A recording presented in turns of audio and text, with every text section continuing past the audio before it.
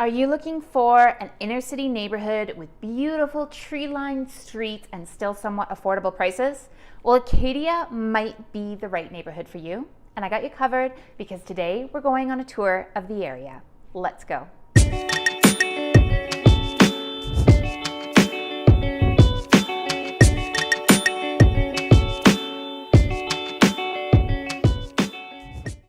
Hey friends, I'm Jamie Osby, a realtor in Calgary, Alberta with EXP Realty. If this is your first time here, make sure to hit the subscribe button below. I release new videos every Monday packed full of information. The information that is going to empower you to be a knowledgeable and informed real estate owner. Make sure to stay true to the end. You're gonna get some good bloopers, and I also like to offer a freebie.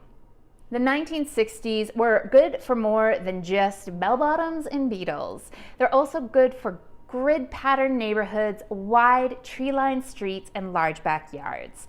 Calgary has a lot of neighborhoods that were built over this time, and Acadia is a really good example of that. Let's go through and take a tour of this awesome neighborhood.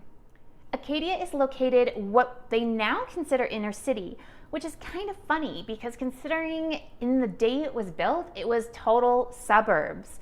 But now it's kind of centrally located, just off McLeod Trail, bordered by Southland on one side and Heritage Drive on the other, and then Deerfoot is on the east side of it.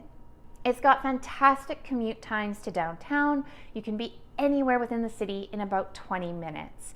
Not only that, but because of its kind of inner city location, the amenities are killer. I mean, we're talking about everything along McLeod Trail. You've got the Calgary Farmers Market just off Blackfoot. I think you could probably walk there if you wanted from your neighborhood.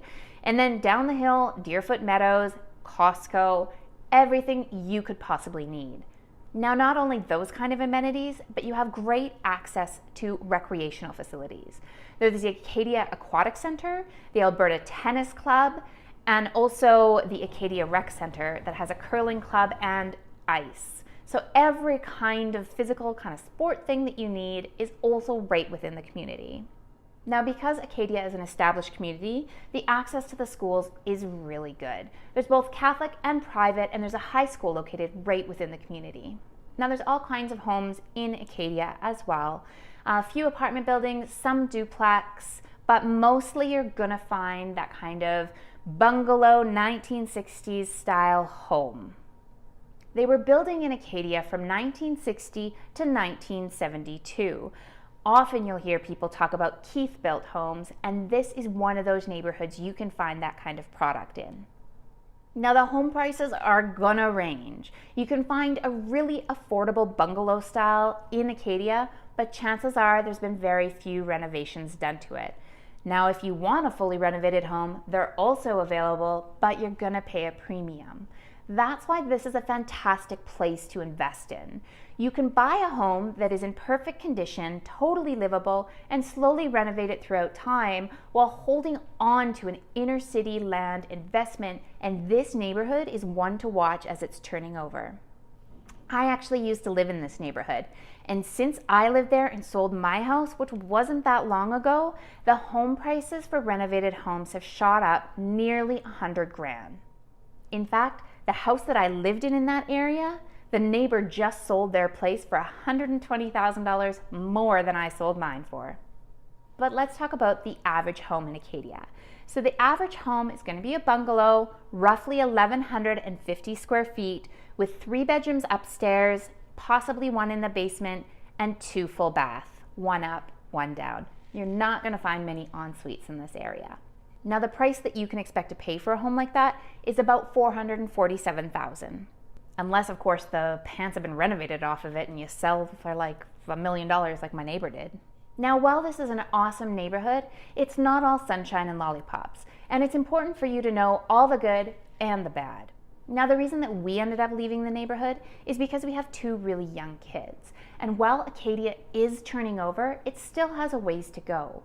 Now, my kids really at that time were learning to ride their bicycles, and we'd ride for a block and we'd run into a massive roadway like Southland Drive or Acadia Road, and it just was nowhere for us to go. Also, the green space and parks that were in the area We're limited to the actual schoolyards. Well, you can't take a 3-year-old to a park when there's recess and there's a million students running around. Those were the challenges that we were facing. Not only that, most of the people living in the area didn't have children as well, so there was nobody for them to play with. I know this is going to turn over in time, but it was one of the problems that we faced. Another thing to consider is that there are massive trees in this neighborhood. I think some of them you're not even allowed to plant anymore because of the root issues it can cause underground.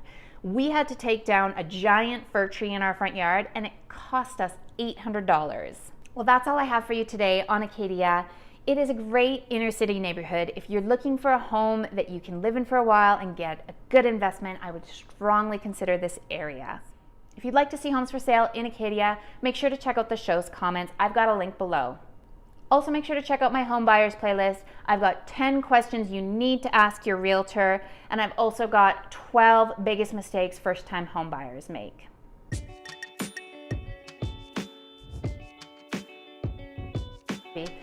Whew, yelling.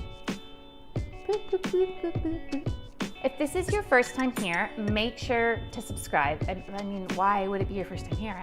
It's so amazing. These stuff, and I offer, hey, would you like an offer? Now WellAcadia. WellAcadia. I'm gonna call it that from now on.